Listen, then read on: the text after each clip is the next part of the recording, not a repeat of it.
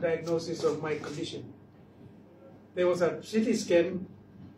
The CT scan was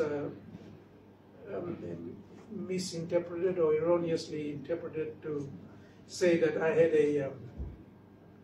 a mild stroke, when in fact there was no mild stroke. So there were two opinions. My doctor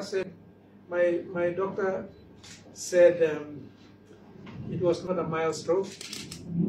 He also read the CT scan report. He was present with me when we went to the other hospital, and he was present when it was being scanned and the CT scan was going through, and he saw it, and straight after the scan he told me, there's nothing wrong with you.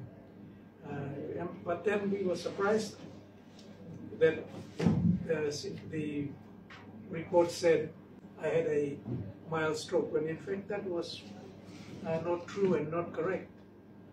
And that is why I'm asking the PNG Medical Board to have a look at, effectively look at the qualifications of people.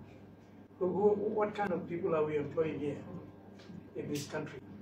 Do they go through the rigorous tests of getting our medical practitioners to practice medicine